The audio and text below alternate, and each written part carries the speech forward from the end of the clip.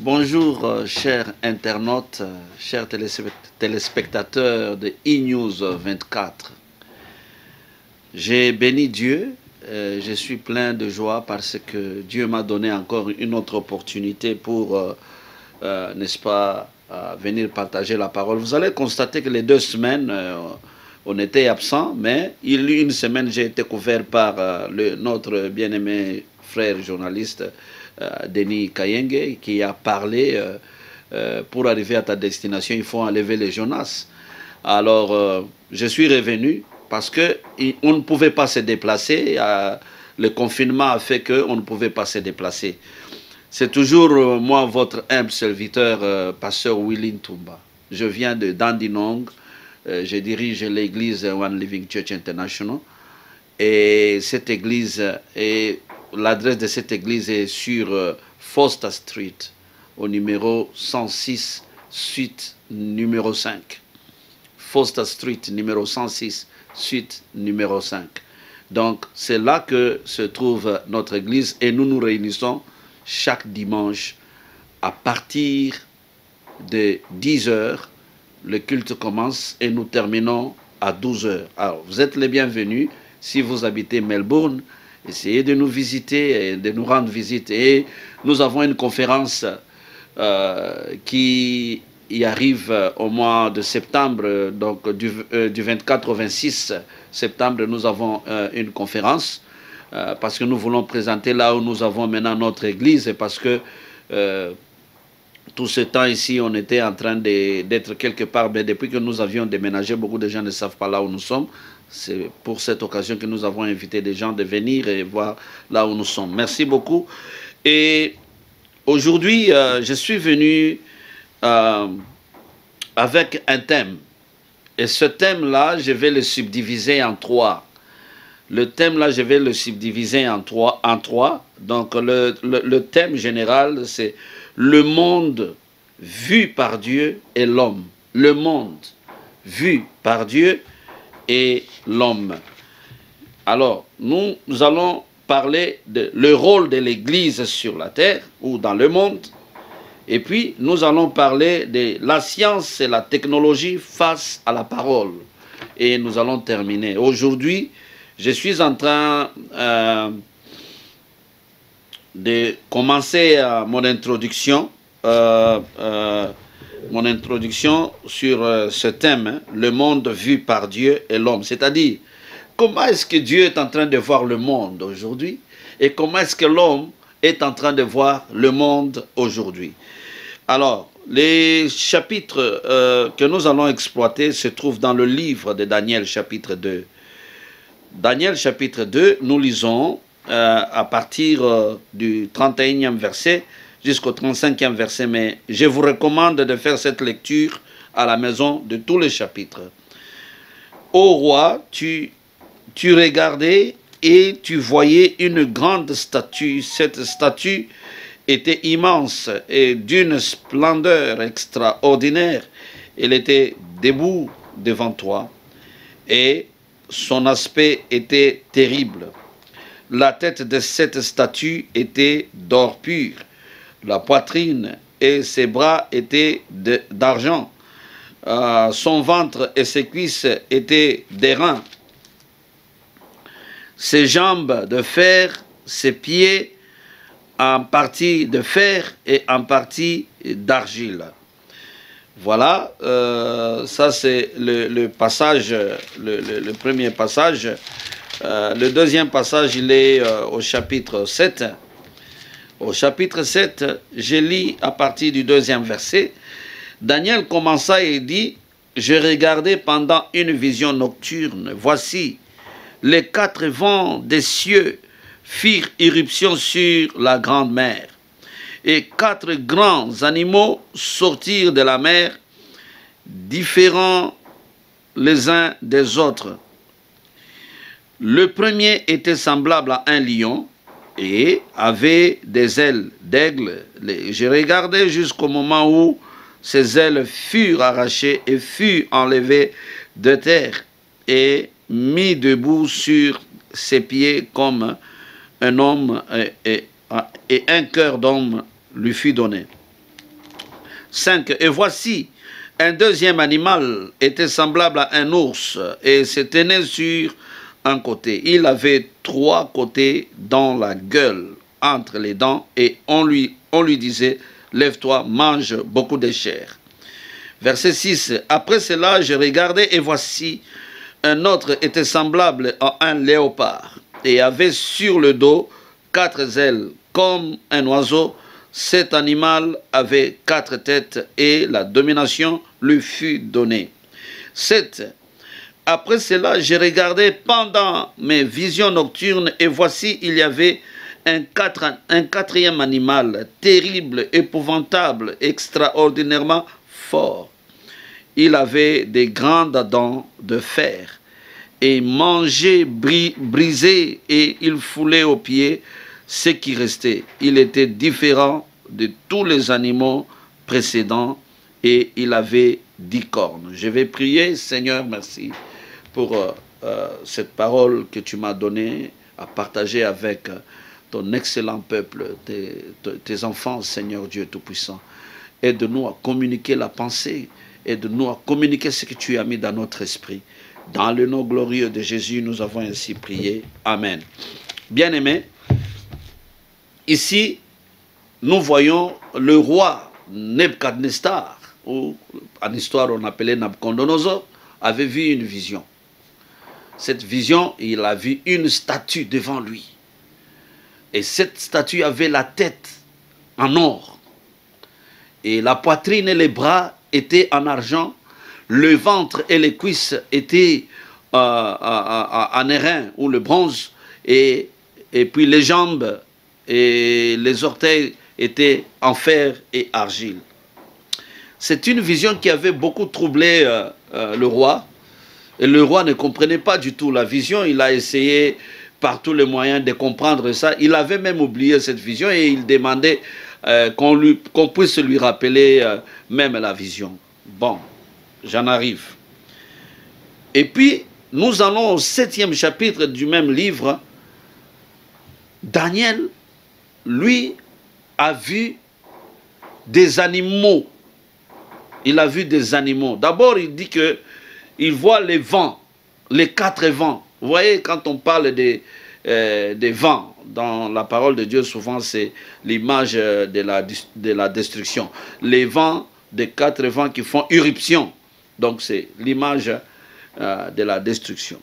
Et il a vu la mer. La mer, c'est toujours l'image de l'humanité. L'image de l'humanité. Et de la mer étaient sortis les 4 animaux. Le lion, l'ours, le léopard, et puis l'autre animal indescriptible, c'est-à-dire un animal, on a donné seulement qu'il était extraordinairement fort. Il broyait, il brisait tout ce qui était devant lui. Alors, ici, j'aimerais que nous puissions comprendre, au travers de cette vision, Dieu est en train de montrer, est en train de nous révéler ce monde qui est à son pic et le monde qui est à son déclin.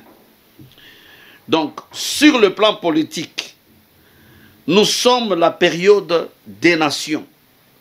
Et sur le plan spirituel, nous vivons l'âge de l'Église.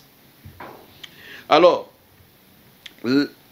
cette statue est représentée par les métaux. On a parlé de l'or, on a parlé de l'argent, on a parlé de l'airain, et puis on a parlé de fer et argile. Alors, ici, je n'entre pas vraiment dans l'explication en fait, des statues, mais je voudrais juste vous donner que tout enfant de Dieu puisse comprendre comment et là où va le monde aujourd'hui. C'est-à-dire, la tête d'or, selon l'interprétation, quand vous lisez, vous allez comprendre, qui représentait l'empire babylonien.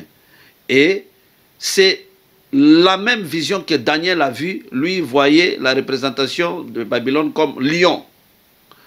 Et puis la poitrine et les bras d'argent qui représentaient l'empire médo-perse, qui Daniel a vu comme l'ours. Et le ventre qui était des reins et des cuisses, qui représentait l'empire grec, Daniel lui a vu que c'était les léopards. C'est-à-dire, vous pouvez imaginer cette statue-là, l'or, l'argent, les reins, le fer et l'argile, et à côté, vous mettez le lion, et puis vous mettez l'ours, vous mettez le léopard, et puis vous mettez le fer et l'argile qui représentent l'empire romain. Cet empire romain qui est représenté par cet animal extraordinaire. Là, cet animal qui est très fort. Alors, ici, il y a une chose. Selon les hommes, selon actuellement, si nous constatons dans le monde, qu'est-ce que nous constatons?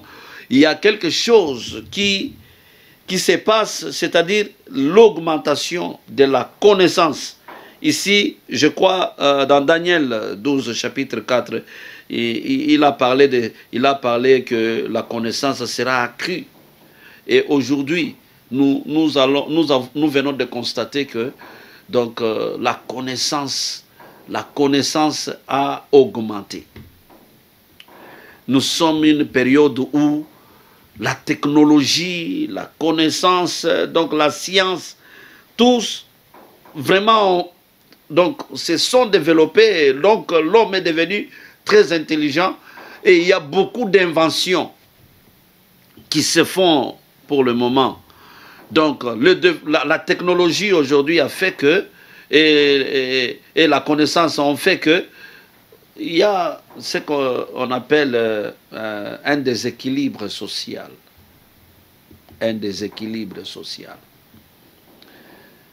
La technologie avance, la machine est en train de prendre la place de l'homme, la robotisation, toutes ces choses-là, et l'homme est en train d'inventer des armes à destruction massive.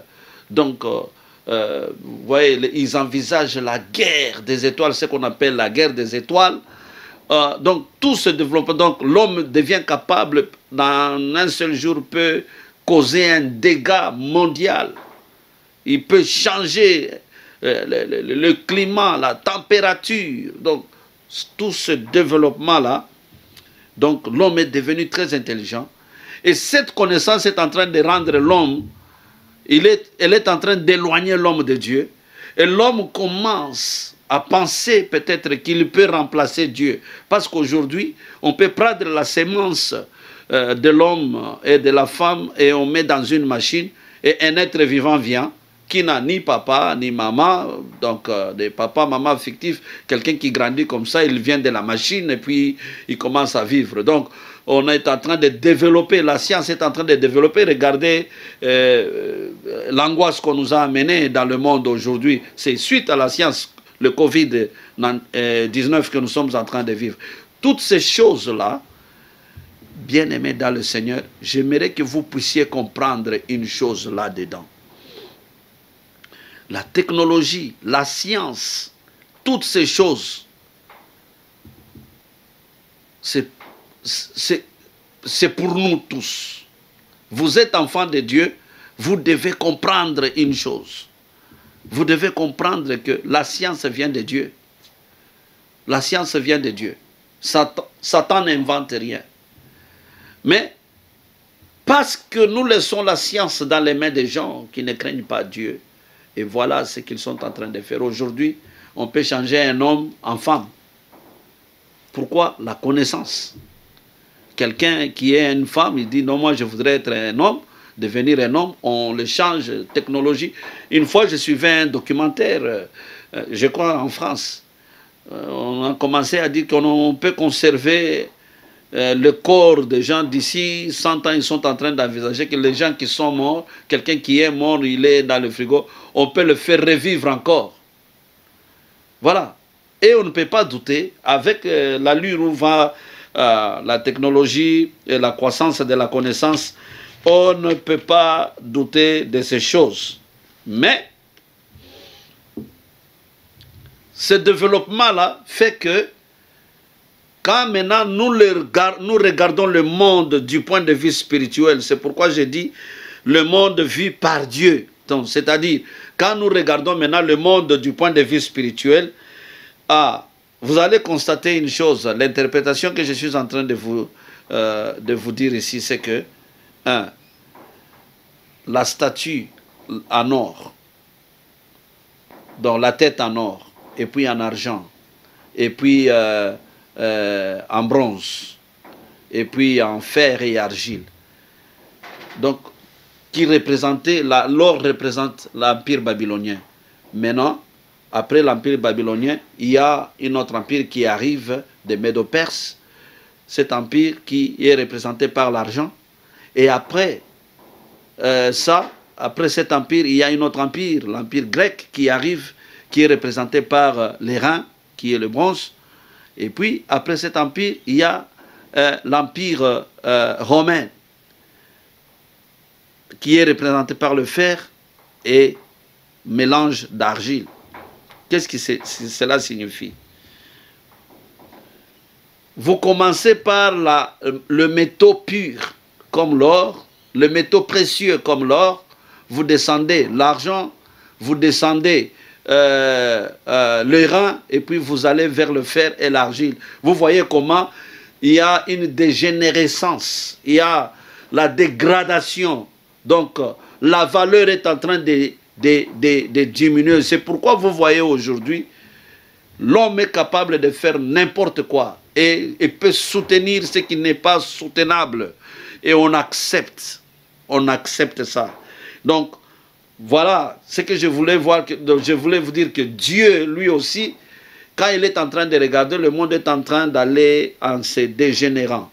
Mais la Bible dit qu'il y a une pierre qui est venue sans le secours de la main d'homme, qui a frappé la statue au pied, et cette pierre, la statue est tombée, et cette pierre est allée, s'est roulée, elle est devenue une grande montagne. Pour vous dire que